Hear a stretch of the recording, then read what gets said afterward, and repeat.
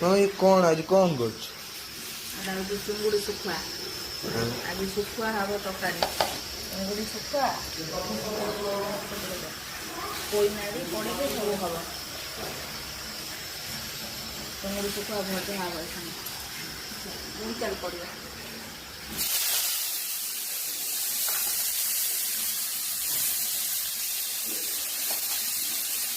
ଶୁଖୁଆ ହେଉଛି ବୋଲି ମୋ ପୁଅ କ'ଣ କରୁଛି ଦେଖିବା ଚାଲ। ଶୁଖୁଆ ଏଠି ଭଜା ହେଉଛି।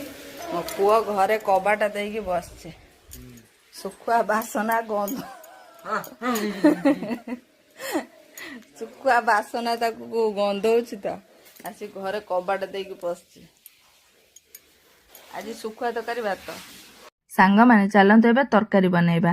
ଆମର ଶୁଖୁଆ ତ ଭଜା ହେଇକି ରହିଗଲା। ଏବେ କଢ଼ାରେ କିଛି ତେଲ ଦେବା, ଲଙ୍କା ଟିକେ ଦେବା, ଫୁଟଣ ଦେବା, ତା ସାଙ୍ଗରେ ଆମର କୁଚା ହେଇଥିବା ପିଆଜକୁ ଦେଇଦେବା। ତାପରେ ଆମର କଟା ହେଇଥିବା ପରିବା ଯେଉଁ ଦେଖୁଥିବେ ଏବେ ଶୀତ ଦିନରେ ବାଡ଼ିରେ ଆମର ମଞ୍ଜି ପୋଇ ହେଉଥିବ, ସେଇଟା ବହୁତ ଟେଷ୍ଟି ଲାଗେ ନା।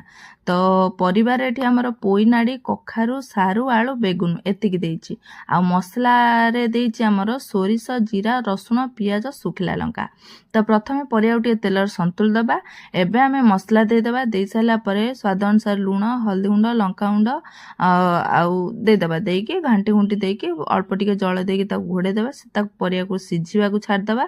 ଦେନ୍ କିଛି ସମୟ ପରେ ଆମେ କ'ଣ କରିବା, ପତ୍ର ହେଇଥିବା ଯେଉଁ କଟା ହେଇକି ରହିଥିବା ପତ୍ରକୁ ଦେଇଦେବା। ତା ସାଙ୍ଗରେ ଆମର ଶୁଖୁଆକୁ ଦେଇଦେବା, ମାନେ ଚିଙ୍ଗୁଡ଼ି ଶୁଖୁଆଟାକୁ ଦେଇଦେବା। ଦେଲେ ଟିକେ ସିଝିବ ନା, ତାକୁ ଢାଙ୍କିଦେବା। ତ ଆଉ ଅଳ୍ପ କିଛି ସମୟ ପରେ କାଢ଼ିଦେବେ। ଆମର ତରକାରୀ ପ୍ରସ୍ତୁତ ହେଇଗଲା। ଏଇ ତରକାରୀଟା ମୁଁ ପ୍ରଥମ ଥର ପାଇଁ ବନେଇଛି, ବହୁତ ବଢ଼ିଆ ହେଇଥିଲା। ଆମ ସାର୍ ତ ଖାଇ କହିଲେ ସତରେ ବଢ଼ିଆ ଲାଗୁଛି, ଶୁଖୁଆ ତରକାରୀ ଭଳିଆ ଲାଗୁନି, ଚିଙ୍ଗୁଡ଼ି ତରକାରୀ ଭଳିଆ ଲାଗୁଛି। ମୋ ଝିଅ ଦେଖନ୍ତୁ ନାଚୁଛି କେମିତି, ସେ ଖାଇବନି, ନାକ ଟେକୁଛି। ଭାଇ ଭଉଣୀ ତାଙ୍କର ନାକ ଟେକିଲେ, ଆଉ ଆମେ ସମସ୍ତେ ଖାଇଲୁ। ବହୁତ ବଢ଼ିଆ ହେଇଥିଲା। ଆପଣମାନେ ବି ଘରେ ବନେଇ କରି ଖାଆନ୍ତୁ। ଭିଡ଼ିଓ ଭଲ ଲାଗିଲେ ଲାଇକ୍, ସବସ୍କ୍ରାଇବ୍, ସେୟାର କରିବା ପାଇଁ ଜମା